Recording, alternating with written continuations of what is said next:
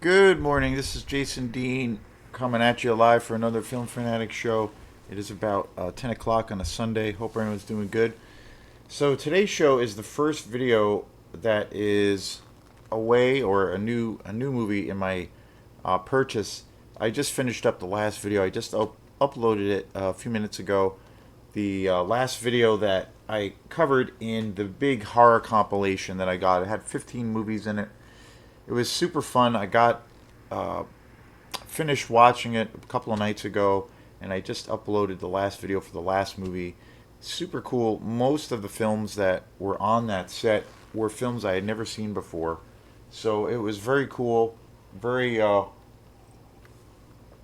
kind of eye opening in a lot of ways because horror being my favorite genre, and I always talk about, if there's a certain film that I love or a particular style, I always love to kind of do a little bit of looking behind the scenes or like investigating. Maybe there's films or certain filmmakers, directors, what have you, who did that kind of thing before that movie, and so kind of tracing the lineage. So it's super cool. Like most of these films were from the '60s. They were all Italian. But 95% of them were all Italian movies. I'd never seen them before, and the last show I just did is one of the best ones I saw. I mean, it's amazing. It's called The Ghost, and it's an Italian movie, and it's crazy. It's like 1963, and it's like holy mackerel. How far back the genre actually goes, and how there are so many great filmmakers doing exploring these dark subjects. So many years ago that predated. When you just and I know it's a completely different thing, but when you think of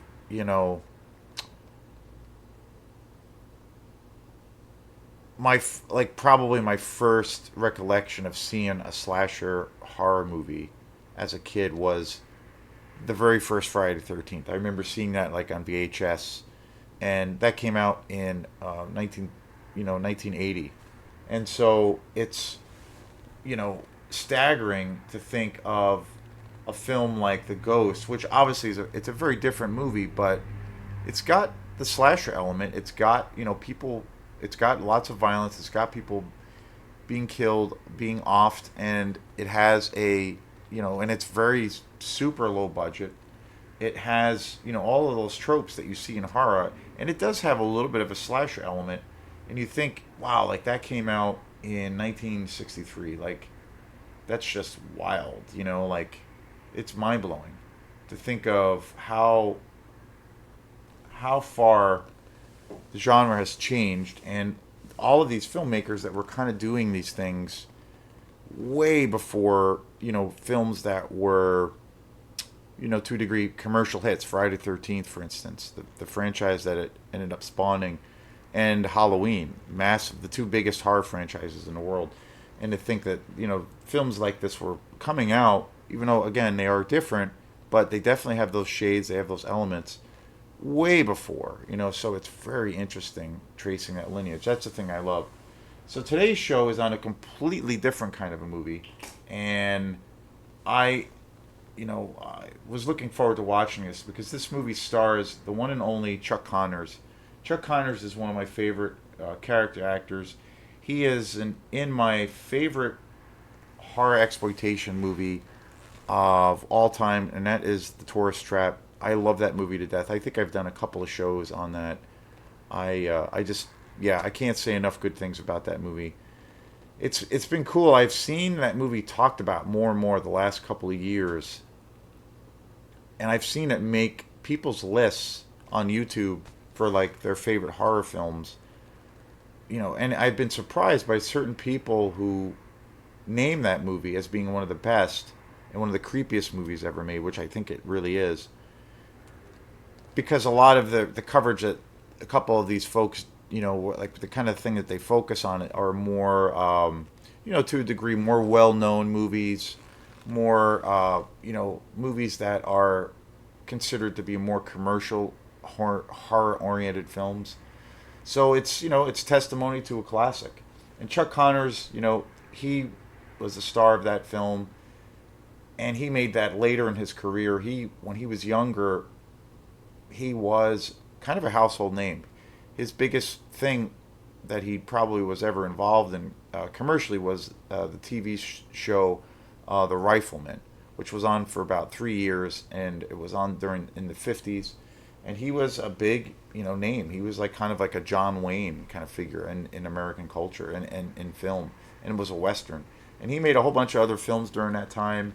And then his career kind of went south to a degree, and didn't have the clout that he once had, and he started making these like super low budget films, and Tourist Trap was one of them. And I think it's, for me, uh, as big of a fan as I am of his work, Tourist Trap is my favorite. So when I saw that he was the star of this movie, and that this movie is Hot Rod Girl, I was like, yes, I am in this to win it. And I got this on DVD. I got this at the big sale at Opera House Video. I was super excited. It's from 1956. It's wild to think how old this film is. He's pretty young in this movie. It's one of his earlier films. I believe this came out before his series that he went on to become The Rifleman. It's an awesome movie. It's definitely has it's essentially about these kids who are into hot rods and fast cars. And when you think of the big franchise, Fast and the Furious, it's kind of was like that, but during the 50s. And it's all about these teenage kids that are all hot and bothered. Their hormones are all racing, and they're into cars, and they're into racing hot rods. And it's about these group of kids who, where during one of these races, one of these kids gets killed, and it's kind of about those kids like coming to terms with that. And then there's this little bit of this like gang, you know, uh, thing going on between these two fractions of teenagers, and this big confrontation that it leads to. But it's basically centered on these kids, coming to terms with this, but then also being a kid and like being excited you know, uh, by these really fast cars and getting involved with that whole culture. And it's super fun. It's a super fun movie. It's on the lighter side of things. Um, I put it in last night when I got home, and I got home pretty early, and I was really surprised. I was like, I put it in and started watching it, and I was really entertained. And then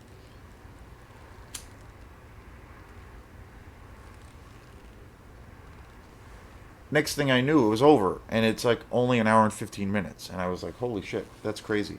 The other cool thing about this movie is it's all black and white, and I'm a huge fan of black and white cinema. I've always loved black and white. My first recollection of seeing films as a kid was Alfred Hitchcock movies, and that was through, my mom is a huge Alfred Hitchcock fan, and she was, well, she was actually a guest on Film Fanatic last year, which is hilarious. But she was, who was the main person in my life who introduced me to horror. And Alfred Hitchcock was the first director that I saw as a kid, and I got, really into the whole idea of what suspense films were, like Psycho being definitely a horror film, The Birds, and Rear Window, and all the classics. And I remember even being enamored by seeing black and white at such a young age. And when I see movies now, and occasionally you see that where certain films come out and they are in black and white, and I love it. I just think it's so sensual, the aesthetic around it. It's erotic. It has an air of mystery. Obviously, huge fan of the film noir style of filmmaking. That is a big part of it. I just love it. And so the other thing that's super cool about this copy of Hot Rod Girl is it's super cheap. I got it really, really cheap. It's a really good quality DVD. Really, really good. It's a nice change because the big horror compilation that I've been covering lately, and that I just finished. I just uploaded the last movie of that collection this morning.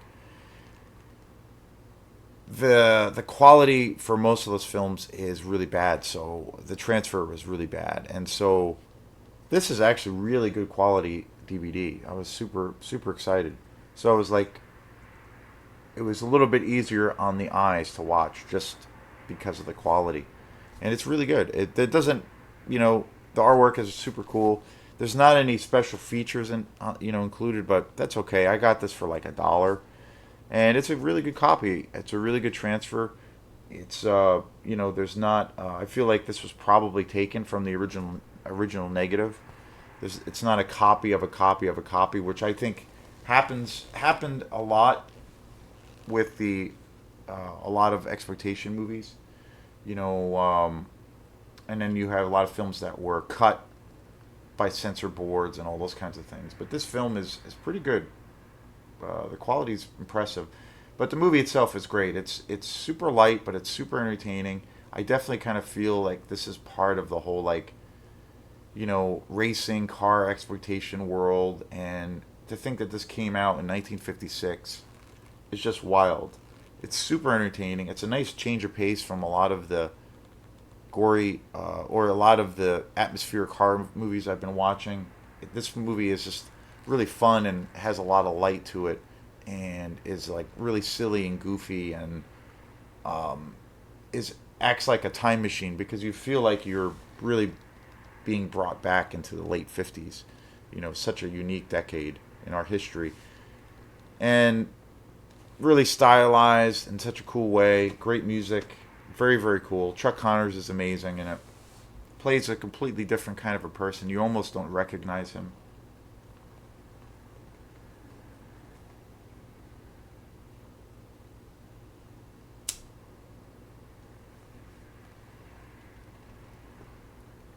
Super psyched that I got this, and that it's now part of my, you know, collection. It's a new addition.